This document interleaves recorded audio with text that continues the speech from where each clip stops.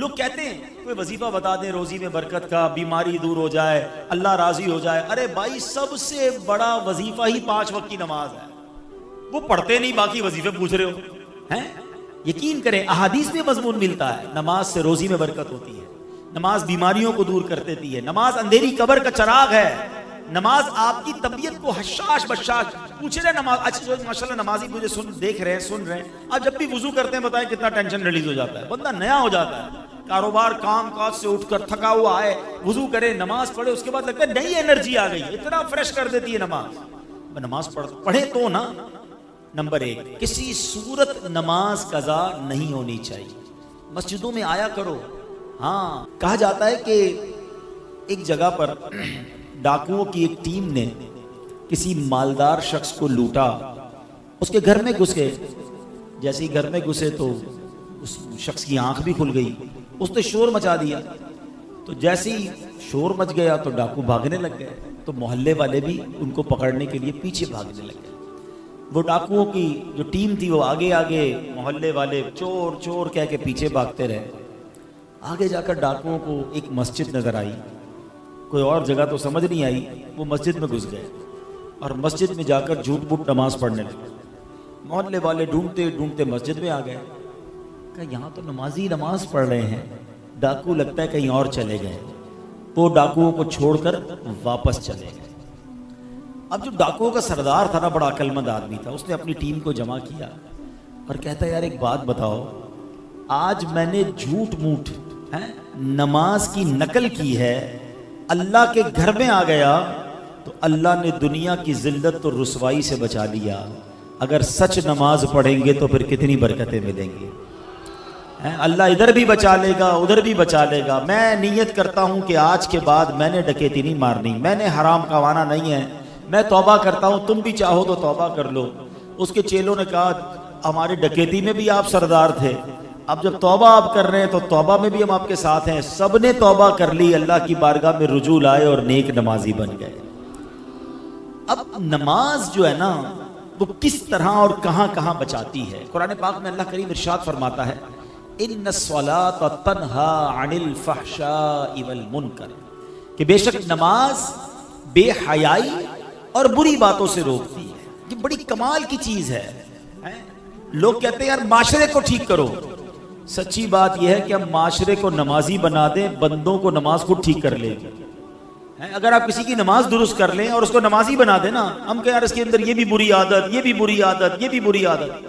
آپ اس کو ٹھیک نماز پڑھنا سکھا دیں، باقی کام نماز کر لے گی. کیونکہ رب نے قرآن میں فرمایا نا کہ نماز بے حیائی اور بری باتوں سے روکتی ہے. نماز شیطان پر پتہ کتنی بھاری ہے. شیطان جب نماز فرض ہوئی نا تو شیطان رونے لگا. تو اس کے شاگرد جمع ہو گئے اور رونے دھونے کی وجہ پوچھی تو کہتا ہے اللہ کریم نے مسلمانوں پر نماز فرض کر دی ہے. شاگردوں نے کہا پھر کیا ہوا؟ شیطان کہتا ہے مسلمان نمازیں پڑھیں گے اور اس کی برکت سے گناہوں سے بچ جائیں گے. تو چیلوں نے کہا پھر ہمارے لیے کیا حکم ہے؟ جواب دیا جب کوئی نماز کے لیے کھڑا ہو تو اس کو ایک کہے کہ دائیں دیکھ، ایک کہے بائیں دیکھ، اور اس کو الجھا ڈالو، کنفیوز کر دو، تاکہ اس کا دل جو ہے وہ نماز میں نہ لگے. تو اے میرے پیارے اسلامی بھائیوں، یہاں 2 باتیں بڑی اہم ہیں.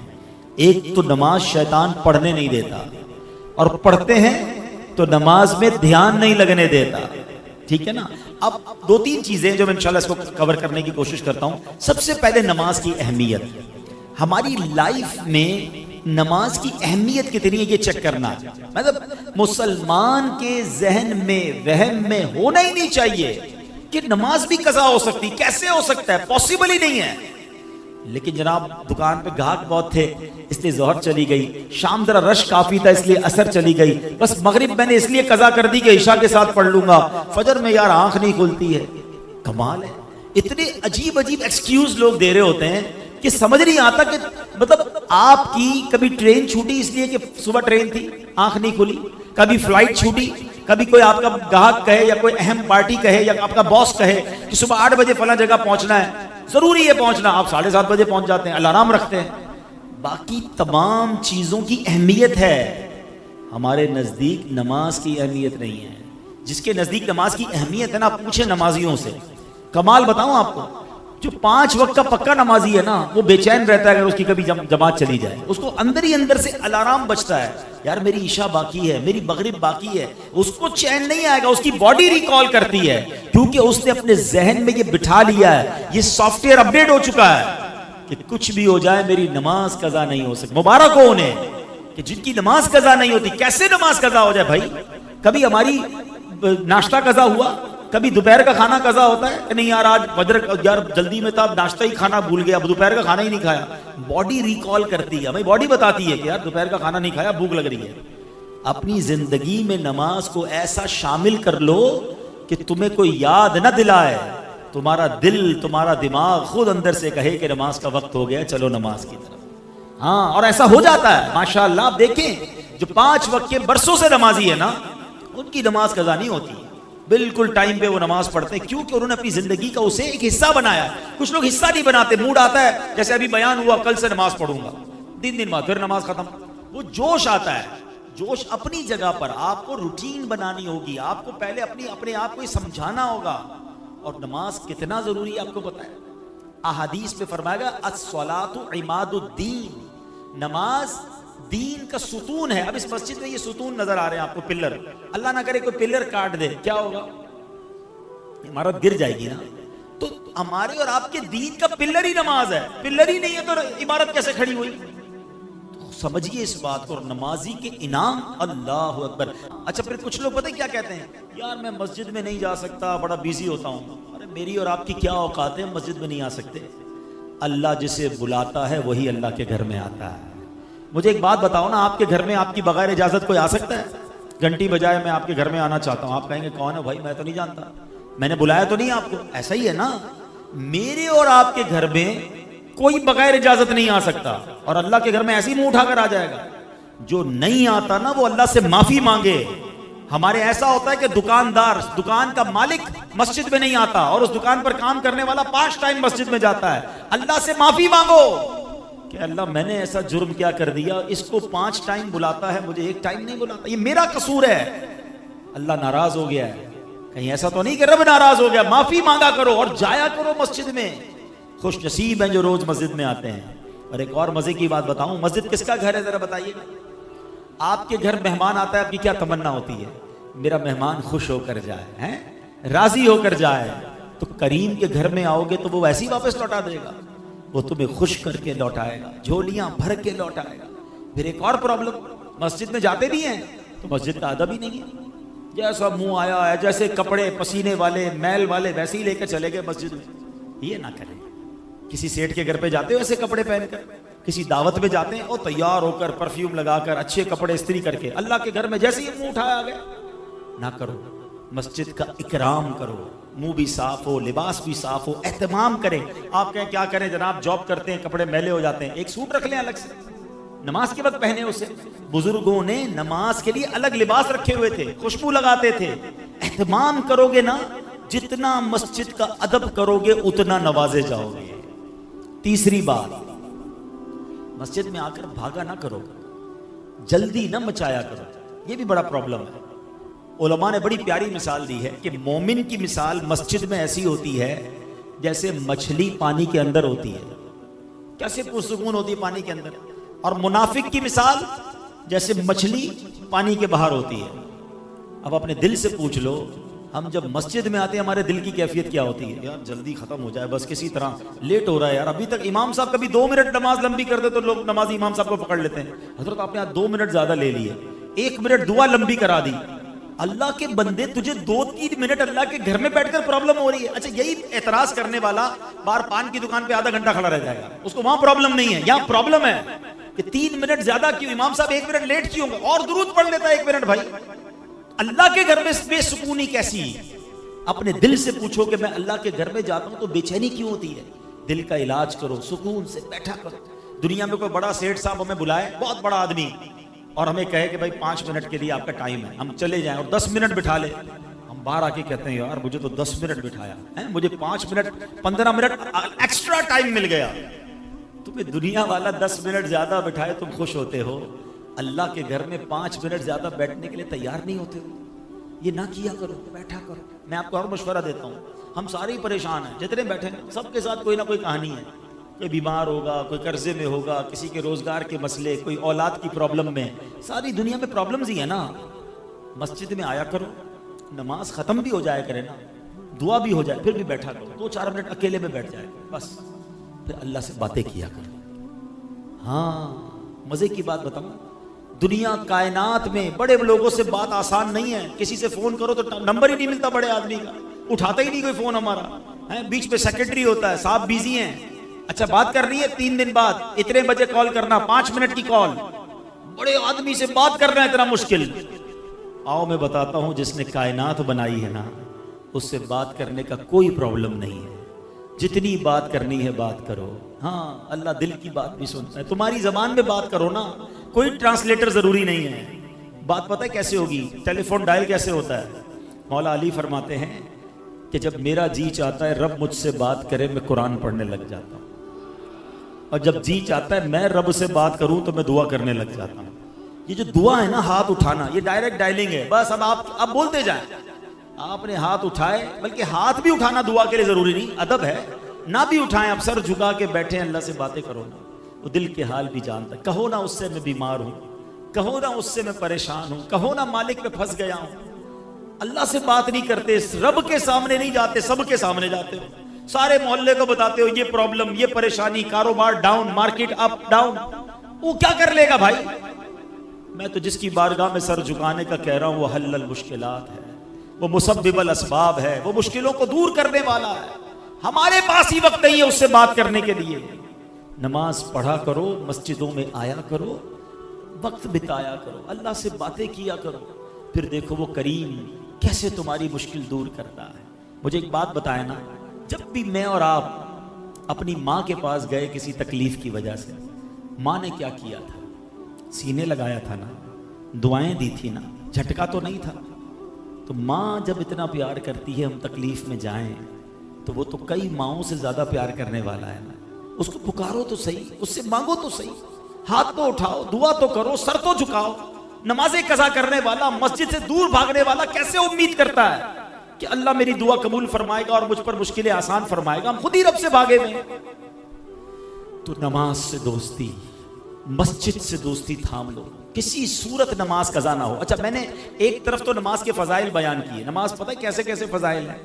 نماز کے بارے میں میرے آقا نے فرمایا جعلت قرۃ عینی فی الصلاۃ، نماز میں میری آنکھوں کی ٹھنڈک ہے. ہم کہتے ہیں غلامی رسول میں موت بھی قبول، جس کو موت قبول ہے اس کو نماز قبول کیوں نہیں ہے؟ پہلے تو نماز ہے نا، موت کی باری تو بعد میں آئے گی. خالی نعرے لگانے آتے ہیں. اور پھر سنو، سب سے بڑا انعام پتہ ہے نمازی کو کیا ملے گا؟ کہ بروز قیامت اس کو اللہ کریم کا دیدار نصیب ہو. رب کا دیدار آ رہا ہے نا، معراج کا مہینہ ہے نا، 27 رجب کو سب پھر سنیں گے انشاءاللہ آقا کی معراج کے واقعات. تو آقا کو تو معراج نصیب ہوئی، ہم گناہگاروں کے لیے بھی چانس ہے کہ جو نمازی ہوگا اللہ کریم قیامت کے بعد جنت میں اس کو اپنا دیدار عطا فرمائے. اب آپ کی مرضی ہے، اللہ کا دیدار کرنا ہے تو نمازیں پڑھو. اچھا لیکن ایسا نہیں کہ نماز آپشنل ہے، پڑھ لی تو پڑھ لی، نہیں پڑھی تو کوئی مسئلہ نہیں. نہیں جناب، سب سے بڑا گناہ، بڑے سے بڑے گناہوں کی جب بھی لسٹ آپ دیکھیں گے نا، کبیرہ گناہوں کی لسٹ، اس میں نماز نہ پڑھنا شامل ہوتا ہے. کہ کوئی شراب پیے، لوگ کہتے ہیں اوہو شراب پیتا ہے، اوہو یہ جواری ہے، یہ ہیروئنچی ہے، یہ فلاں غلط کام، بدکاری کرتا ہے. ٹھیک ہے یہ سارے گناہ ہیں، بڑے گناہ ہیں، مگر ان سب سے بڑا گناہ بے نمازی ہونا. اس کو کوئی نہیں بولتا بھی بے نمازی ہے، کیونکہ سارے بے نمازی ہیں، اکثر ہی بے نمازی ہے. نہ کرو ایسا، اللہ شدید ناراض ہوتا ہے جو نماز نہیں پڑھتا. روایتوں میں آتا ہے کہ کوئی شخص ایک نماز جان بوجھ کر قضا کر دینا، اس کا نام جہنم کے اس دروازے پر لکھ دیا جاتا ہے جس سے وہ اس کو جہنم میں داخل کیا جائے گا. اب آپ سوچیں، ہمیں احساس ہی نہیں ہے نماز قضا ہو رہی ہے، کوئی سر پہ بل بھی نہیں آتا ہے، کوئی افسوس بھی نہیں کرتا کہ یار آج میری نماز قضا ہو گئی، ٹینشن ہی کوئی نہیں ہے. حالانکہ یہ سخت گناہ. روایتوں میں آتا ہے کہ اللہ کریم جب کسی سے ناراض ہوگا اور بے نمازی قبر میں جائے گا تو اس کو قبر ایسے دبائے گی، میرے آقا نے انگلیاں ملا کر فرمایا کہ پسلیاں ٹوٹ پھوٹ کر ایک دوسرے میں پیوست ہو جائیں گی، دونوں طرف کی پسلیاں آپس میں مل جائیں گی، قبر ایسے دبا دے گی بے نمازی. خدا را نماز کسی صورت قضا نہیں ہوگی، نیت کریں انشاءاللہ۔ اب ایک اور مسئلہ، نماز پڑھنی ہے، مسجد میں آنا ہے، لیکن ایک اور مسئلہ ہے، کچھ لوگ بیٹھے ہوں گے جو ماشاءاللہ 5 وقت کے نمازی ہوں گے، اور میں نے تو قرآن کی آیت سنائی ہے، ان الصلاۃ تنہا عن الفحشاء والمنکر، بے شک نماز بے حیائی اور بری باتوں سے روکتی ہے، واقعہ بھی بتا دیا۔ ایک اور واقعے سے اس بات کو سمجھیے گا، کتابوں میں لکھا یہ بھی واقعہ کہ نزہۃ المجالس میں کتاب، بڑا عجیب و غریب واقعہ ہے کہ ایک شخص جو ہے وہ ایک عورت پر عاشق ہو گیا، وہ عورت شادی شدہ بھی تھی، اس نے اس عورت کو ایک چٹھی لکھی اور پیغام دیا کہ میرا دل تم پر آ گیا ہے، برا ارادہ تھا اس کا۔ اب چونکہ عورت بڑی سمجھدار تھی اور اس کا جو شوہر تھا نا وہ مسجد کا امام تھا، پرہیزگار بھی تھا، سمجھدار بھی تھا، اس نے اپنے شوہر کو پرچی دی کہ دیکھیں اس طرح مجھے ایک شخص نے پرچی دی ہے۔ تو شوہر نے کیا کہا کہ ایسا کرو کہ اس شخص کو تم ایک چٹھی لکھ کے دو کہ ٹھیک ہے تم ایک کام کرو کہ پہلے فلاں مسجد میں امام کے پیچھے، فلاں امام کے پیچھے 40 نمازیں با جماعت بلا ناغہ پڑھو، اگلی بات اس کے بعد کرے گی۔ اب اس کے دماغ میں عشق کا بھوت سوار تھا، اس نے کہا چلو ٹھیک ہے، لگتا ہے کوئی کام بن جائے گا۔ وہ 40 نمازوں تک، 40 دن تک، بلکہ 40 دن تک 5 نمازیں وہ بلا ناغہ اس مسجد میں جاتا اور امام صاحب کے پیچھے ادا کرتا، پڑھتا رہا، دل پر اثر ہوتا رہا، سبحان ربی الاعلی، سبحان ربی العظیم، اللہ اکبر، ہیں اللہ کی بارگاہ میں دعائیں کرتا رہا، نمازیں پڑھتا رہا۔ اب دل پر اثر ہونا شروع ہو گیا۔ ابھی 40 دن گزرتے ہیں تو وہ نوجوان جو ہے اب ایک اور پرچی لکھتا ہے اور کہتا ہے کہ میں آپ سے معافی کا طلبگار ہوں، اللہ کی بارگاہ میں سجدہ کر کے مجھے پتا چل گیا، نمازیں مجھے پڑھتے ہوئے پتا چل گیا کہ یہ حرام اور رب کی ناراضی والا کام ہے، اگر محبت کرنی ہے تو اللہ سے کرنی چاہیے، اللہ کے حبیب سے کرنی چاہیے، میں ان تمام حرام کاموں سے میں نے توبہ کر لی ہے اور میں اب اللہ کی بارگاہ میں توبہ کرتا ہوں، میری بہن میں آپ سے جو غلط نیت تھی اس پر بھی معافی چاہتا ہوں۔ اللہ اکبر۔ اس عورت نے اپنے شوہر کو وہ پرچی دکھائی کہ دیکھیں یہ تو کمال ہو گیا، یہ شخص برے ارادے سے آیا، آپ نے نماز کا کہا، 40 نمازیں ابھی پوری نہیں ہوئی ہیں اور اس کے دل کی دنیا بدل گئی ہے۔ اللہ اکبر۔ اس شخص کی زبان پر اب بے ساختہ یہ جاری ہو گیا، صدق اللہ العظیم فی قولہ، اللہ نے قرآن میں بالکل سچ فرمایا ہے، اور کیا فرمایا ہے؟ ان الصلاۃ تنہا عن الفحشاء والمنکر، کہ بے شک نماز بے حیائی اور بری باتوں سے بچا لیتی ہے، روک لیتی ہے۔ ہو سکتا ہے آپ کے ذہن میں خیال ہے یار نماز تو میں بھی پڑھتا ہوں، جھوٹ پھر بھی نہیں چھوٹ رہا، فلمیں ڈرامے پھر بھی نہیں چھوٹ رہے، غلط کام تو پھر بھی ہو رہے ہیں۔ اچھا کسی اور کے بارے میں بھی خیال آ رہا ہوگا وہ بھی نمازی ہے لیکن وہ بھی غلط کام کرتا ہے۔ تو پہلے تو ایک بات طے کر لیں، جو قرآن میں لکھا ہے وہ سچ اور حق ہے، وہ بالکل چینج نہیں ہو سکتا۔ اس کا مطلب قرآن نے تو حق فرمایا ہے۔ اب دوسرا آپشن کیا ہو سکتا ہے کہ جو نماز پڑھ کے بھی گناہ سے نہیں بچ رہا نا، اس کی نماز ٹھیک نہیں ہے، اس کا پرابلم نماز میں ہے۔ اور جی ہاں، میرے آقا علیہ الصلوۃ والسلام نے فرمایا سب سے بڑا چور وہ ہے جو نماز کا چور ہے۔ نماز میں کون چوری کر سکتا ہے؟ فرمایا حدیث پاک کا خلاصہ ہے جو کوے کی طرح ٹھونگ مارتا ہے۔ ہم نے دیکھا کچھ لوگ نماز ایسے پڑھتے ہیں وہ سجدے سے کھڑے نہیں ہوں گے پورے، پھر سجدے میں چڑھ جائیں گے، رکوع سے کھڑے نہیں ہوں گے پھر سجدے میں چڑھ جائیں گے، کوے کی طرح فرمایا ٹھونگ مارتا ہے۔ ان کی نماز ہی ٹھیک نہیں ہے، جلدی جلدی نماز پڑھ رہے ہیں، نہ سکون سے رکوع کر رہے ہیں، نہ سکون سے سجدے کر رہے ہیں، نہ پراپر طریقے سے نماز پڑھ رہے ہیں۔ ایسے لوگوں کی نماز بھی ان پر لعنت کرتی ہے۔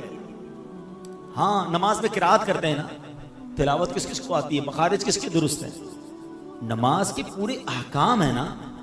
اب جب تک آپ کہیں میں نماز وضو بھی کروں، نماز بھی پڑھوں اور قبول بھی نہ ہو، یہ کیسے ہو سکتا ہے؟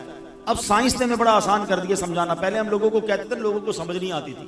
اب مثال کے طور پہ ہم ہر روز نماز میں پڑھتے ہیں الحمدللہ رب العالمین، ہے نا، پڑھتے ہیں نا، معنی کیا ہے؟ تمام تعریفیں اللہ تعالیٰ کے لیے جو عالمین کا رب ہے، ٹھیک ہے نا۔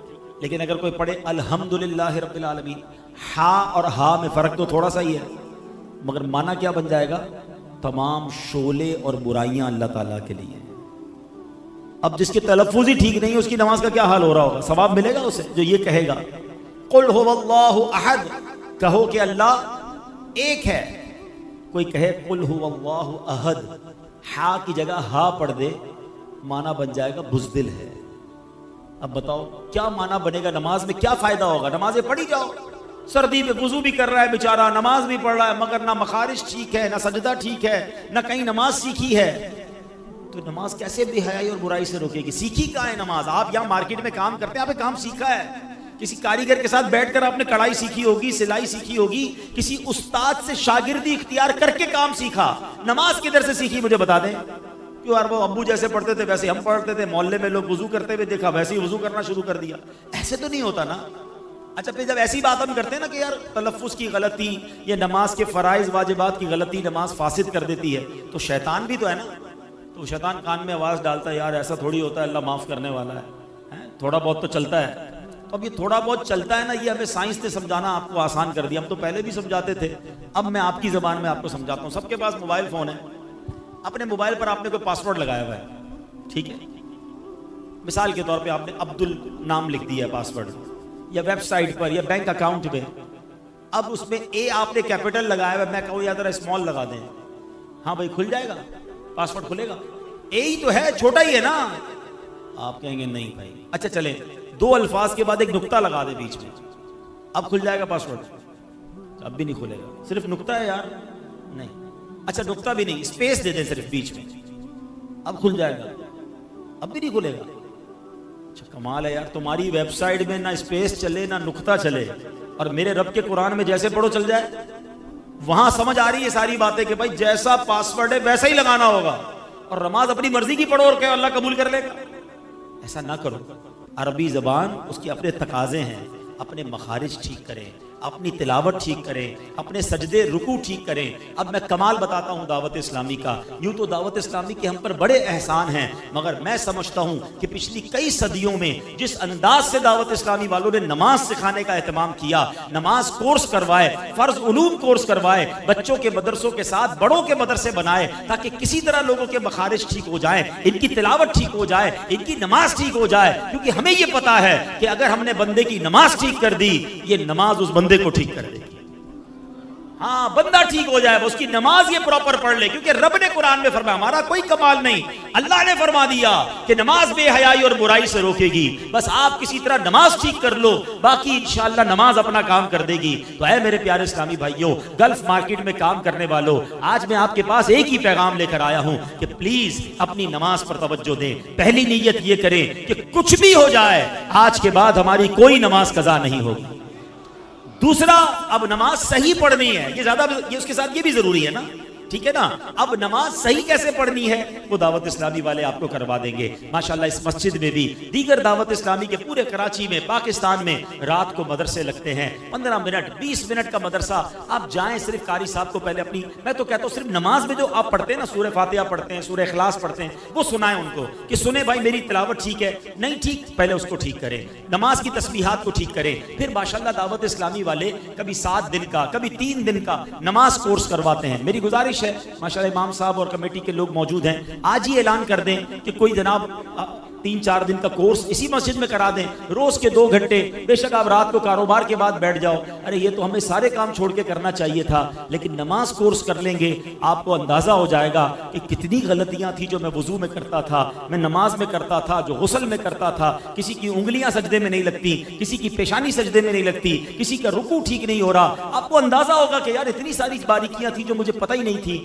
تو اگر آپ یہ سیکھ لیں گے, اور یقین جانیے جس دن نماز ٹھیک ہو گئی نا, پھر ہر سجدہ تمہارے درجے بلند کرتا جائے گا, ہر دعا تمہاری انشاءاللہ مشکلیں ٹالے گی, یہی نماز تمہاری روزی میں برکت لے آئے گی, یہی نماز تمہیں انشاءاللہ بیماریوں سے بچائے گی. میں رب کریم سے دعا کرتا ہوں کہ رب کریم ہمیں 5 وقت کا پکا نمازی بنا دے, اپنے گھر میں بار بار آنے کی توفیق عطا فرمائے, اور ہم جو نماز پڑھیں اس نماز کو صحیح طریقے سے ادا کرنے کی توفیق عطا فرمائے. آمین بجاہ النبی الامین صلی اللہ تعالی علیہ وسلم. صلو علی الحبیب صلی اللہ تعالی علی محمد. اچھا اب ایک ماشاءاللہ اعلان بھی ہے کہ دعوت اسلامی کے تحت ایک مسجد کا تعمیری کام جاری ہے, کنسٹرکشن کے جملہ اخراجات کے لیے تعاون فرمائیں. اب یہ مسجد باہر اسلام میں موجود ہیں, اور یہ گل گوٹ نیو سبزی منڈی سپر ہائی وے پر شاید کوئی مسجد بن رہی ہے. 20 لاکھ روپے ان کو حاجت ہے, اور یہ بھی نصیب والوں کا کام ہے, کیونکہ جو اللہ کے لیے مسجد بناتا ہے اللہ اس کے لیے جنت میں گھر بناتا ہے۔ تو اپنے لیے، اپنے مرحومین کے لیے کچھ نہ کچھ حصہ ضرور ملائیں، سجدے ہوتے رہیں گے، قیامت تک ہمیں نیکیاں ملتی رہیں گی انشاءاللہ عز و جل۔ جیسے میں نے کہا کہ آج ذہنی آزمائش کا سلسلہ میں نے بھی جانا ہے، اس لیے میں تھوڑا مختصر بیان کیا۔ 9 بجے یہ کورنگی روڈ پہ ریڈیسن بینکویٹ ہے، وہاں پر ہے، لیکن اگلے آنے والے جمعے کو آپ کے قریب ہی انشاءاللہ فریئر ہال میں ایک بہت بڑا عظیم الشان جمعے کے دن رات 8 بجے 8:15 بجے عشاء کے بعد محفل شروع ہو جائے گی، 9 بجے پروگرام ہوگا، اور اس پروگرام میں انشاءاللہ جہاں سوال جواب کے ذریعے بہت کچھ آپ کو سیکھنے کو ملے گا، قبلہ مفتی قاسم صاحب سنت و بھرا بیان بھی فرمائیں گے، درس قرآن بھی ہوگا، تو آپ نے اس میں بھی آنا ہے۔ اور انشاءاللہ ایک اور ماشاءاللہ مسجد، سبحان اللہ، آج تو مسجدوں کی باہر آئی ہوئی ہے، بنس روڈ کے لیے بھی کوئی مسجد کے لیے اسلام موجود ہیں، تو ان کے لیے بھی آپ تعاون کریں، اللہ پاک ان کو کامیابی عطا فرمائے اور اللہ کا گھر خیر سے تعمیر ہو جائے۔ اب انشاءاللہ یہاں پر مزید پروگرام جو ہے وہ آگے چلے گا ماشاءاللہ۔ چلے مبارک ہو۔ 22 فروری سے کب تک کتنے بجے؟ عشاء کے بعد روزانہ آدھا گھنٹہ اسی مسجد میں نماز کورس شروع ہو جائے گا انشاءاللہ۔ کوئی فیس نہیں لیں گے آپ سے، دعوت اسلامی والے بس چاہتے سیکھ لو یار، سیکھ لو، نمازیں درست کر لو، تو کون آئیں گے انشاءاللہ؟ آدھا گھنٹہ عشاء کے بعد آدھا گھنٹہ آ جائیں۔ اچھا کچھ لوگ اگر دیر سے ختم کرتے ہیں نا، دکان 10 بجے ختم کرتے ہیں، تو اگر آپ قاری صاحب ہمارے اتنے اچھے ہوتے ہیں مبلغین کہ یار بھائی ایک کورس تھوڑا لیٹ بھی کروا دو، وہ لیٹ بھی کروا دیں گے۔ دعوت اسلامی والے آپ کے ٹائم کے مطابق آپ کو پڑھا دیں گے، آپ سیکھنے والے بن جاؤ تاکہ ہم سب کی نماز درست ہو جائے۔ اللہ پاک ہم سب کو عمل کرنے کی توفیق عطا فرمائے۔ الحمدللہ رب العالمین والصلاة والسلام علی سید الانبیاء والمرسلین۔ اللہم ربنا آتنا فی الدنیا حسنۃ وفی الآخرۃ حسنۃ وقنا عذاب النار۔ میرے مولا ہم سب کا جمع ہونا اپنی بارگاہ میں قبول فرما، ہم سب کے تمام صغیرہ کبیرہ گناہوں کو معاف فرما۔ آج ہم نے نماز کے بارے میں سنا ہے، اللہ ہمیں 5 وقت کا پکا نمازی بنا دے، اے اللہ سجدوں کی لذت بھی عطا فرما، با جماعت نمازیں پڑھنے والا بنا دے، میرے کریم مولا ہماری مشکلیں آسان فرما، ہم سب کو صحیح طریقے سے سیکھ کر صحیح نماز پڑھنے کی توفیق عطا فرما، سب کی جھولیاں بھر دے، سب کی مرادیں پوری کر دے، اس مارکیٹ میں کاروبار کرنے والوں پر خاص رحمتوں اور برکتوں کا نزول فرما، ہمارے وطن پر خاص نظر فرما، جو مشکل گھڑی آئی ہے، جو مشکل وقت آیا ہے، اے اللہ ہماری معیشت کو اپنے کرم سے سہارا عطا فرما، اے اللہ مہنگائی کے طوفان کو دور کر دے، رب یسر ولا تعسر وتمم لنا بالخیر یا فتاح وبک نستعین وافوض امری الی اللہ ان اللہ بصیر بالعباد۔ میرے مولا ہم کو جلدی جلدی مکہ مدینے کی حاضری نصیب فرما۔ وصلی اللہ تعالی علی خیر خلقہ محمد وآلہ وصحبہ اجمعین برحمتک یا